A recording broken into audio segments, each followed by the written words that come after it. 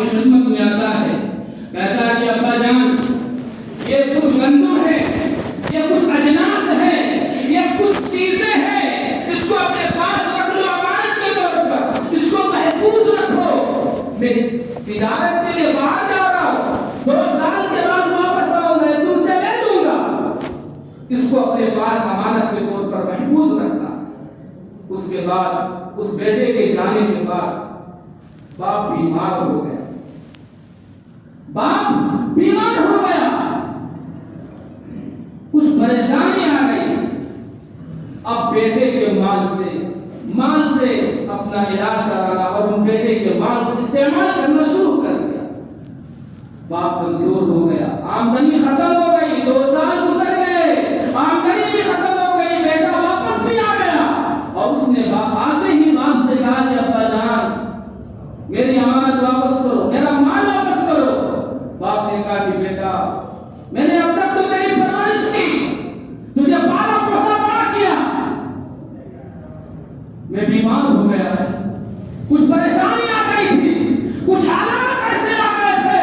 کہ میں نے تیرے مال کو استعمال کر لیا، تیرے مال کو اپنے علاج میں لگا لیا، اپنی دوا میں لگا لیا۔ بیٹا باپ سے جھگڑنے لگا، بیٹا باپ کے گربان کو پکڑ لیا اور کہنے لگا کہ میرا مال تو نے ضائع کر دیا، میرا مال واپس کر۔ باپ نے کہا بیٹا جلدی نہ کر، ابھی نبوت کا دروازہ کھلا ہوا، ابھی نبوت کا دروازہ کھلا ہوا ہے، جاؤ اللہ کے رسول صلی اللہ علیہ وسلم سے فیصلہ کرا لو۔ بیٹا نبی صلی اللہ علیہ وسلم کے دربار میں گیا، جب باپ نے دیکھا کہ بیٹا بارگاہ نبوت میں جا رہا ہے، آقا مسجد میں ہے، جانثاروں میں ہے، اپنے پیاروں میں ہے، تابعداروں میں ہے، وفاداروں میں ہے، محبوب حقداروں میں ہے، نبی اپنے پیاروں میں ہے، سبحان اللہ۔ بیٹا آیا، بات مختصر کر رہا ہوں، اس کو خطابت کے انداز میں لے جا رہا ہوں۔ آقا نے بیٹے کو دیکھا، پوچھا کیا بات ہے بیٹے، کیوں پریشان ہو، کیسے آنا ہوا؟ تو بیٹے نے کہا کہ حضور بات یہ ہے کہ میں نے اپنے ابو کو کچھ سامان دیا تھا، کچھ چیزیں دی تھی، میرے ابو نے اس کو ختم کر دیا، اب میرا ابا کہتا ہے کہ میرے پاس کچھ نہیں ہے، دینے کے لیے کچھ نہیں ہے، کمزور ہو گیا ہے، اور کہتا ہے کہ حضور سے فیصلہ کرا دو، حضور جو فیصلہ کریں گے مجھے منظور ہے، اس لیے آپ کے پاس آیا ہوں۔ میرے بھائی اور دوستو، اللہ کے رسول صلی اللہ علیہ وسلم اس بیٹے کی ساری باتوں کو سنا، لیکن ادھر بوڑھا باپ مسجد میں گیا، سجدہ میں گر گیا اور اللہ سے کہا یا رزاق، اے خالق، زندگی تو نے دی تھی کہ بیٹے کا محتاج بنا دیا، یا اللہ خزانہ تیرے قبضے میں ہے، اے مولا کوئی ایسا فیصلہ کرانا کہ میری دنیا بھی بن جائے اور آخرت بھی بن جائے۔ جبریل امین کرتے ہیں حکم خدا بندے لے کر، کہتے ہیں کہ محبوب یہ بچہ بعد میں آپ کے پاس پہنچا ہے، بوڑھے باپ کے آنسو پہلے عرش پر پہنچ چکے ہیں۔ اللہ نے حکم دیا کہ محبوب سے جا کر کے کہو کہ محبوب کوئی ایسا فیصلہ کرنا کہ میرے بوڑھے سفید داڑھی والے بندے کی دل شکنی نہ ہو۔ وما ينطق عن الهوى ان هو الا وحی یوحی، مصطفیٰ ہرگز نہ گفتے، تانا گفتے، جبرائیل اشہر نہ گفتے، تانا گفتے، پروردگار۔ اللہ کے رسول صلی اللہ علیہ وسلم نے بیٹوں کو بلایا، کہا کہ جاؤ باپ کو لے کر کے آؤ۔ بیٹا باپ کے پاس گیا، باپ کمزور تھا، آنکھیں کمزور، آنسو جاری، اور کہتا تھا یا اللہ، بار بار کہتا تھا کہ یا اللہ نبی کے دربار میں جا رہا ہوں، ذلیل نہ کرنا، یا الہ العالمین کوئی ایسا فیصلہ کرنا کہ میری پریشانی ختم ہو جائے۔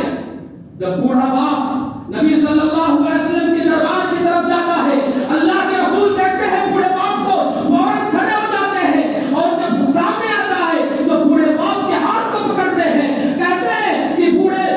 باپ، اے ابا جان رو مت،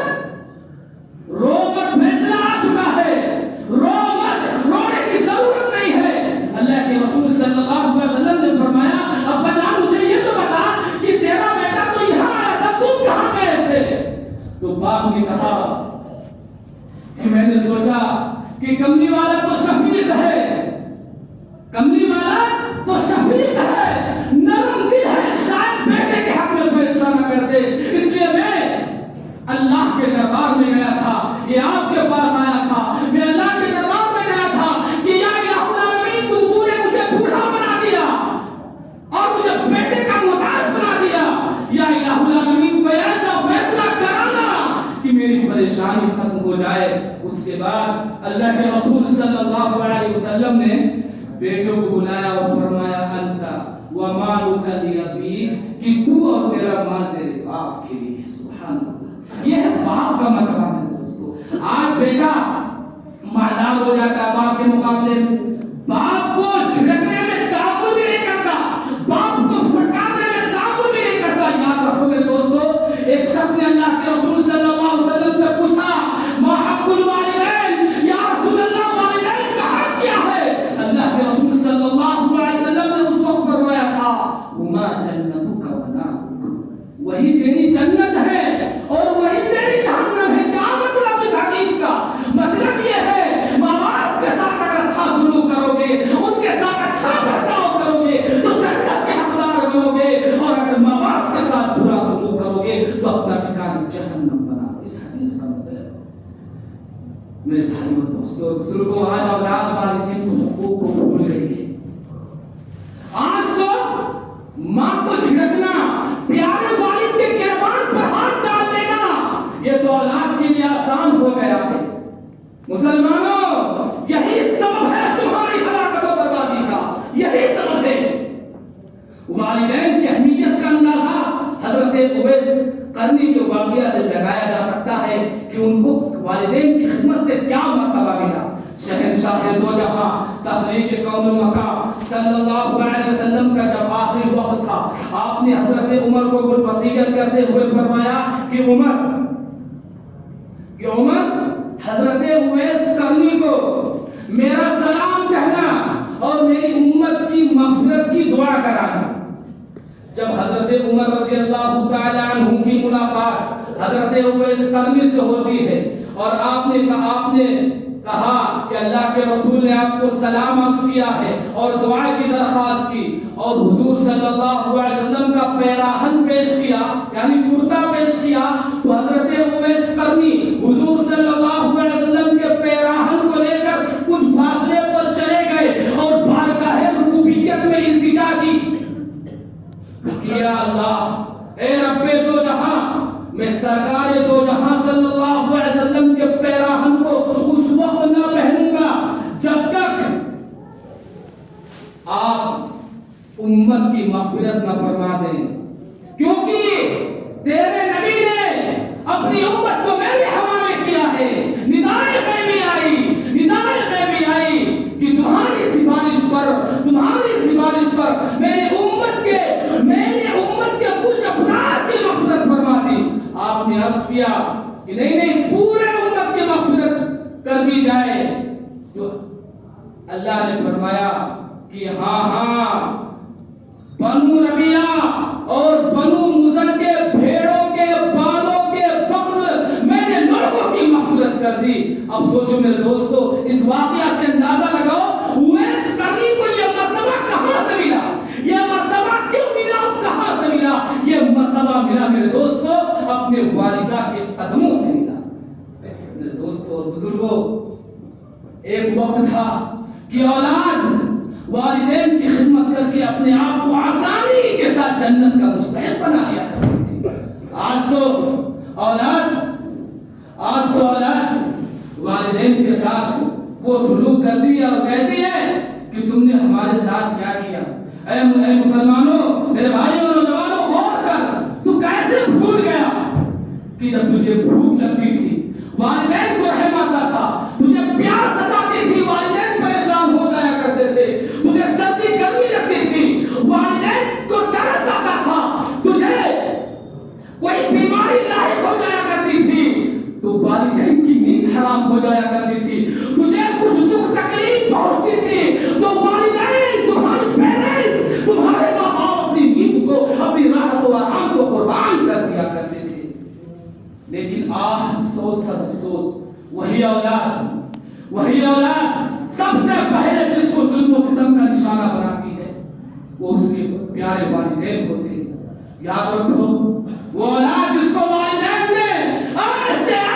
درد جھیل کر جنم دیا ہے کہ اگر اولاد پوری زندگی پوری عمر ماں باپ کی خدمت کرے تو ایک درد کا بدلہ ادا کر سکے، ایک درد کا بدلہ ادا کر سکے۔ وہی اولاد میں دوستوں سب سے پہلے جو اولاد کے جبر و تشدد کا ہاتھ پڑتا ہے نا، وہ اس کے پیارے والدین ہوتے ہیں، وہ اس کی پیاری والدہ ہوتی ہے، وہ اس کے پیارے والد ہوتے ہیں۔ نوجوانوں، میرے بزرگوں اور دوستوں،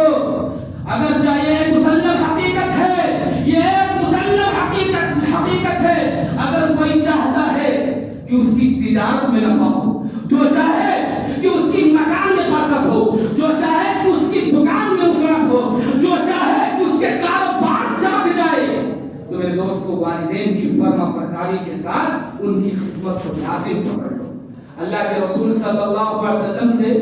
اہل اعراف کے بارے میں پوچھا گیا کہ یہ کون لوگ ہیں؟ اہل اعراف 8ویں بارے کے اندر سورت بھی ہے۔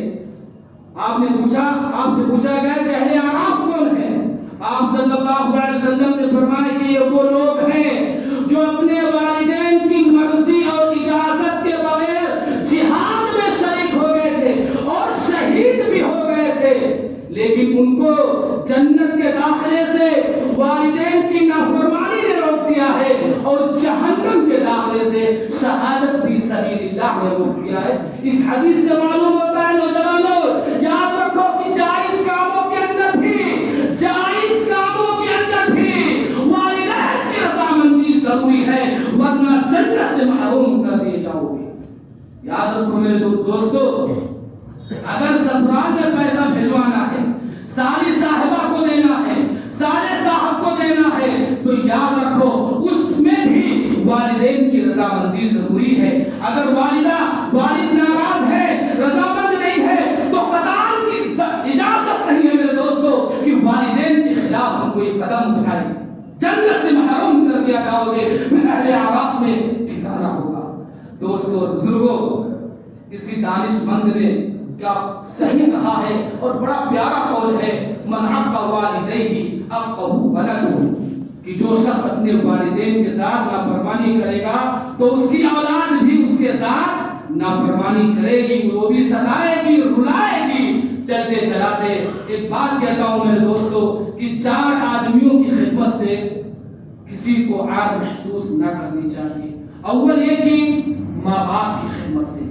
چاہے جتنے بڑے محدث بن جاؤ، چاہے جتنے بڑے مفکر بن جاؤ، مدبر بن جاؤ، مبلغ بن جاؤ، مقرر بن جاؤ، اپنے وقت کے پیر بن جاؤ، لیکن ماں باپ کی خدمت سے عار محسوس نہ کرنی چاہیے۔ دوم، استاذ کی خدمت سے عار محسوس نہیں کرنی چاہیے۔ سوم، مہمان کی خدمت سے عار محسوس نہ کرنی چاہیے۔ چوتھے، عادل بادشاہ کی خدمت سے عار محسوس نہ کرنی چاہیے۔ دعا کریں کہ اللہ رب العزت معاشرے سے والدین کی مظلومیت کو ختم کر دے اور اللہ تعالی ہم سب کو والدین کی نافرمانی کے وبال سے محفوظ رکھے اور ہم تمام لوگوں کے تمام گناہوں کو معاف فرما دے، آمین۔ یا الہی، عصیاں سے کبھی ہم نے کنارہ نہ کیا، یا الہی عصیاں سے کبھی ہم نے کنارہ نہ کیا، پر دل آزردہ تو نے ہمارا نہ کیا۔ ہم نے تو جہنم کی بہت کی تدبیریں، لیکن تیری رحمت نے گزارا گوارا نہ کیا۔ وما علینا الا البلاغ، جو سنت نہ پڑھے تو سنت پڑھے۔